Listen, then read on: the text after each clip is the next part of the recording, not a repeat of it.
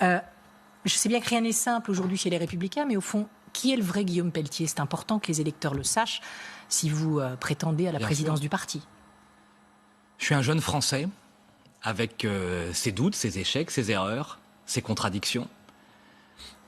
J'aime profondément mon pays. J'ai décidé de lui consacrer ma vie. J'ai eu des révoltes de jeunesse, vous l'avez évoqué. Et quand je fais cet immense travail de fond, j'essaye de transcender la droite et la gauche.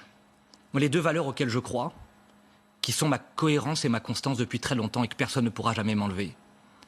Je serai toujours du côté de l'ordre. C'est sans doute ce qui me fait apparaître comme un homme de droite, dont je suis fier. Je suis pour l'ordre, parce que je considère que les anarchies, les désordres, touchent d'abord les plus vulnérables, les plus modestes, les plus petits. J'ai vécu pendant 17 ans dans un logement social, dans un quartier populaire, et j'ai été très marqué par les délinquances et ces hommes et ces femmes honnêtes qui étaient obligés de baisser la tête et les yeux et le regard devant des gens qui ne respectent rien. Je serai donc toujours du côté de l'ordre. Et en parallèle, c'est vrai, contrairement à certains de mes amis dans ma famille politique, que je respecte parce qu'on a besoin de tout le monde, je suis du côté de la justice sociale, de la justice fiscale. Je suis sans doute un peu moins libéral et un peu moins conservateur que les autres, mais je respecte les libéraux, je respecte les conservateurs.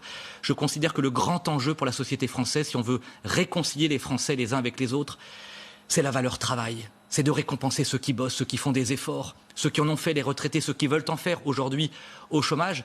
Au fond, dans le cadre de cette éventuelle présidence, de mes responsabilités politiques en tant que député de la Nation, je défends ces deux valeurs essentielles, l'ordre républicain, et je ne transige jamais, la justice sociale et fiscale, parce que je veux que nous devenions le grand parti de la lutte contre les inégalités, les injustices. Et pour conclure, je pense que l'ordre et la justice nous permettront enfin de recréer l'unité française, l'unité nationale, une véritable réconciliation dont on a tant besoin. Et un homme très bavard pour compléter le portrait chinois d'Isabelle.